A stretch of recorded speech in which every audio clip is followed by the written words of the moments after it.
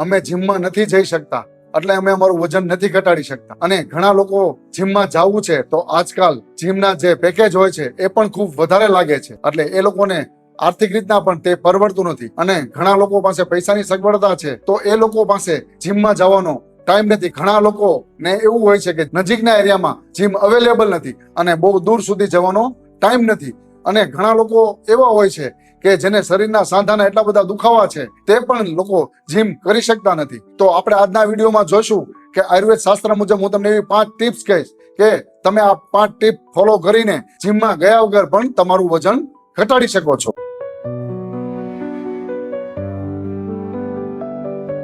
તો આયુર્વેદ શાસ્ત્ર મુજબ વજન ઘટાડવું એ માત્ર કેલરી બર્નની રમત નથી, પરંતુ તમારા શરીરના દોષો અને તમારી અગ્નિ એટલે કે પાચકા અગ્નિનું સંતુલન છે. તો વજન ઘટાડવા માટે ખાલી કસરત કરવી કે દોડવું જ જરૂર નથી, પણ તમારા આહાર અને જીવનશૈલીનું નિયંત્રણ કરવું પણ ખૂબ જરૂરી છે. તો તમને એક ઉદાહરણ તરીકે સમજાવું. ઘણા લોકો જીમમાં જતા હોય છે, વજન ઘટાડતા હોય છે, પરંતુ તમે જીમમાં જઈને શું કરશો?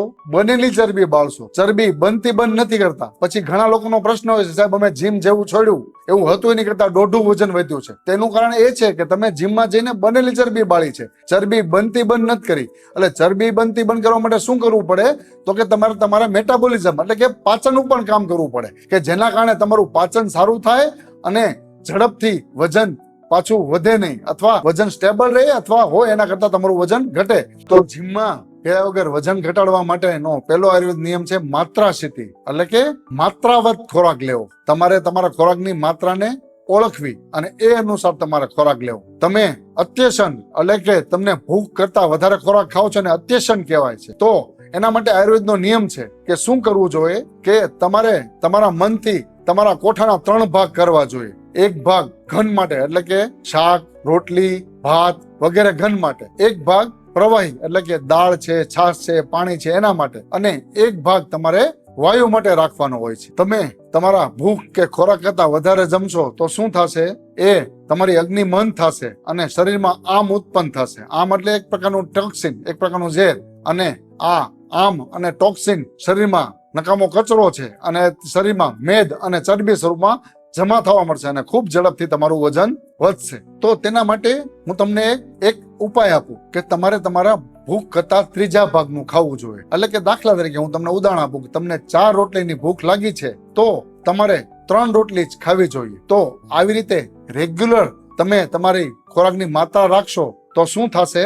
તમારી અગ્નિ પ્રજ્વલિત થશે, એટલે કે તમારું પાચન સારું થશે અને જે કોઠામાં જૂનો આમ છે એને પચવા માટેનો ટાઈમ મળી જશે અને તમે જે નવો ખોરાક લ્યો છો એ પણ પચશે અને ધીરે ધીરે તમારું આમ પચતો જશે અને મેટાબોલિઝમ સુધરતું જશે અને તમારા શરીરમાં ચરબી અને મેદ ઓછો થશે અને તમને વજન ઘટાડવામાં મદદરૂપ થશે. કસરત વગર વજન ઘટાડવા માટેનો બીજો નિયમ છે આયુર્વેદમાં જે આપેલો છે તે લેખન દ્રવ્યોનો પ્રયોગ. લેખન દ્રવ્યો એટલે શું?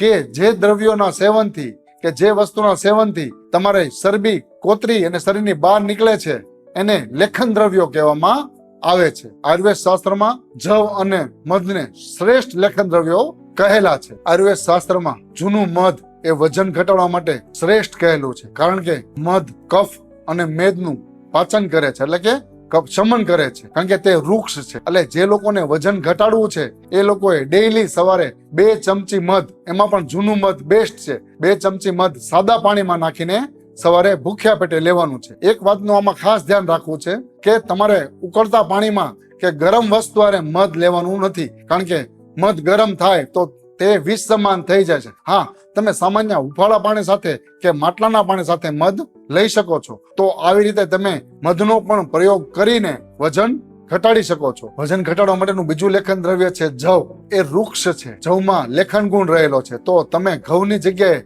રેગ્યુલર જવની રોટલી ખાવાનું ચાલુ કરશો તો શું થશે?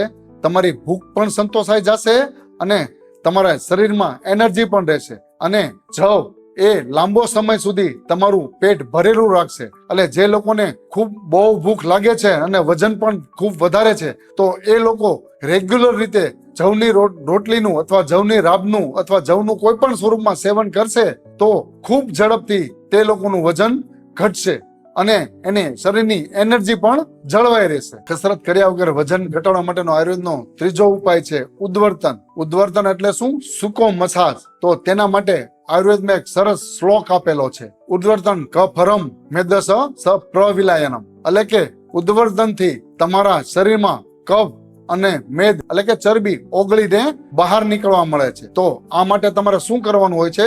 કોઈ પણ આયુર્વેદિક ચૂર્ણ જેમ કે ત્રિફળા ચૂર્ણ છે, હરડે ચૂર્ણ છે, જવનો લોટ છે, ચણાનો લોટ છે, એનાથી તમારે જે પાર્ટમાં ચરબી વધારે છે ત્યાં ઉદ્વર્તન એટલે કે સૂકો મસાજ આ રીતે કરવાનો હોય છે. તો આવી રીતે તમે સવારે ભૂખ્યા પેટે રેગ્યુલર 20 થી 30 મિનિટ સૂકો મસાજ કરશો તો તમારું વજન પણ ઘટશે અને ચરબી પણ ઘટશે અને તમારું શરીર પણ શેપમાં આવશે. આયુર્વેદમાં ઉદ્વર્તન માટે કહેલું છે મેદસ પ્રવિલાયનમ, યાની કે ચામડી નીચે રહેલી ચરબીને ઓગાળીને શરીરની બહાર કાઢશે. તમારી સ્કિનનો ગ્લો પણ વધારશે. વજન ઘટાડવા માટે, કસરત વગર વજન ઘટાડવા માટે આયુર્વેદનો ચોથો નિયમ છે ઊંઘ અને પાણીનું મેનેજમેન્ટ. આયુર્વેદ મુજબ ઊંઘની આદત તમારા વજન ઉપર સીધી અસર કરે છે. જેમ કે તમે દિવસે સુવો છો એને આયુર્વેદમાં દિવા સ્વપ્ન કહેવામાં આવે છે. એટલે કે તમે જમીને તરત સુવો છો તો દિવા સ્વપ્નથી શું થશે કે શરીરમાં કફ અને મેદ વધે છે. એનું કારણ શું છે? તો કે તમે જે જમો છો એ પચે નહીં. દિવસે સુવો એટલે તમારી અગ્નિ મંદ થાય છે અને અગ્નિ મંદ થાય છે એટલે તમે જે જમેલો ખોરાક છે એ પચશે નહીં અને શરીરમાં મેદ અને કફ સ્વરૂપમાં જમા થશે અને ખૂબ ઝડપથી તમારું વજન વધશે. તો આવી રીતે તમારે વજન ઘટાડવું હોય તો સૌથી પહેલા દિવસે સુવાનું બંધ કરવું જોઈએ. આ સિવાય રાત્રિના ઉજાગરા કરવાથી પણ વાયુ વધે છે. એ પણ તમારા અગ્નિ એટલે કે વિષમ અગ્નિ કરે છે, જેના કારણે પણ તમે લીધેલો ખોરાક પચતો નથી અને આમ સ્વરૂપમાં ફેરવાય છે અને તમારું ઝડપથી વજન વધે છે. આ સિવાય તમારે ઊંઘ માટે એક વસ્તુ ખાસ યાદ રાખવાની છે કે તમારું રાત્રિનું ભોજન અને ઊંઘ વચ્ચે ઓછામાં ઓછો 2 થી 3 કલાકનો ગેપ હોવો જોઈએ, જેથી તમે જમેલા ખોરાકને પાચન માટેનો ટાઈમ મળે. તો આવી રીતે થોડું તમે ઊંઘનું પણ મેનેજમેન્ટ કરીને વજન ઘટાડી શકો છો. આ સિવાય બીજું છે પાણીનું મેનેજમેન્ટ. ઘણા લોકો એવા હોય છે કે જેને તરસ નથી લાગી હોતી છતાં પણ પાણી પીવે છે. તો તરસ લાગ્યા વગર પણ પાણી પીવે તો એ પાણી પચતું નથી અને તમારી અગ્નિ મંદ થાય છે અને મેટાબોલિઝમ સ્લો થાય છે, જેના કારણે શરીરમાં આમ વધે છે અને આ આમ તમારા શરીરમાં ચરબી સ્વરૂપમાં, ફેટ સ્વરૂપમાં જમા થાય છે અને તમારું વજન વધારે છે. આ સિવાય ઘણા લોકો જમ્યા પછી 2 થી 3 ગ્લાસ પાણી પીતા હોય છે અથવા 2 થી 3 ગ્લાસ ઠંડુ પાણી પીતા હોય છે. તો તેના કારણે શું થશે કે જે તમારી અગ્નિ છે એ મંદ પડશે અને તમે જે જમો છો એ ખોરાક પચશે નહીં, એના બદલે સડવા મળશે. એક પ્રકારનું ટોક્સિન ઉત્પન્ન થશે અને શરીરમાં આમ અને ચરબી સ્વરૂપમાં જમા થાય અને ખૂબ ઝડપથી વજન વધશે. તો આવી રીતે તમારે શું કરવાનું છે કે તમને તરસ લાગે એટલું જ પાણી પીવાનું છે અને જમ્યા પછી પાણી પીવાનું નથી. અને જો જમ્યા પછી તમારે પાણી પીવું હોય તો 1 ઘૂંટડો અથવા મોઢું સાફ થાય એટલું પીવાનું, અથવા તમારે થોડું ઉષ્ણ જલ એટલે કે હુંફાળું પાણી પીવાનું હોય છે. અને દિવસ દરમિયાન પણ તમે હુંફાળું પાણી પીશો તો તે તમારા પાચનમાં મદદ કરશે. આયુર્વેદમાં ઉષ્ણ જલને પાચન માટે શ્રેષ્ઠ કહેલું છે. તો આવી રીતે થોડું તમે પાણીનું મેનેજમેન્ટ અને ઊંઘનું મેનેજમેન્ટ કરીને પણ તમે વજન ઘટાડી શકો છો. વજન ઘટવાનો છેલ્લો નિયમ છે ઉપવાસ એટલે કે લંઘન. એટલે કે સાવ ભૂખ્યા રાખવાનો ટાઈમ વાત નથી, પરંતુ પેટને ટાઈમ આપવાની વાત છે. તમને વજન ઘટાડવું હોય તો સૌથી પહેલા અધ્યસન કરવું નહીં. એટલે કે તમને આગળનો ખોરાક પચ્યો ન હોય ત્યાં સુધી તમારે ભોજન લેવું નહીં, કારણ કે અધ્યસનમાં ભોજન લેવાથી ખૂબ ઝડપથી વજન વધે છે. આગળનો ખોરાક જ્યાં સુધી પચ્યો ન હોય ત્યાં સુધી તમારે ભોજન લેવું નહીં. તેને પણ લંઘનનો એક પ્રકાર માનવામાં આવે છે. અત્યારના સમયમાં લોકોને જ્યારે ભૂખ લાગી હોય છે ત્યારે જમવાનો ટાઈમ હોતો નથી અને પછી ભૂખ મરી જાય છે ત્યારે જમે છે. તો ત્યારે શું થશે? જમેલો ખોરાક પચશે નહીં, કારણ કે તેની અગ્નિ મંદ થઈ ગઈ હોય છે. તેને જે ભૂખ લાગેલી હોય છે એની ભૂખ મરી ગઈ હોય છે, એટલે જે જમેલો ખોરાક છે એ પેટમાં સેડા કરશે, આમ સ્વરૂપમાં જમા થયા કરશે અને આવા લોકોનું ખૂબ ઝડપથી વજન વધે છે. તો આવી રીતે થોડું તમે જમવાનું મેનેજમેન્ટ એટલે કે લંઘનનું મેનેજમેન્ટ કરીને પણ વજન ઘટાડી શકો છો. કે ભૂખ લાગી હોય ત્યારે જ જમવું, દિવસમાં 2 વાર જમવું અને 1 વાર હળવો ખોરાક લેવો, જેમ કે મગ છે, ખીચડી છે, પૌવા છે, ફ્રૂટ છે, મમરા છે વગેરે. અને તમારે અઠવાડિયામાં એકવાર ઉપવાસ કરવો, એટલે કે એક ટાઈમ તમારે મોરિયાની ખીચડી લેવી અને એક ટાઈમ તમારે ફ્રૂટ લેવું, અને જે જૂનો આમ છે એને પચવા માટેનો ટાઈમ મળશે અને તમને વજન ઘટાડવામાં મદદરૂપ થશે. આ સિવાય વાત કરીએ અનુપાન. અનુપાન એટલે કે તમે જમવાની સાથે શું લ્યો છો. તમારે વજન ઘટાડવું હોય તો ઘરમાં આપણે મેળવેલી અને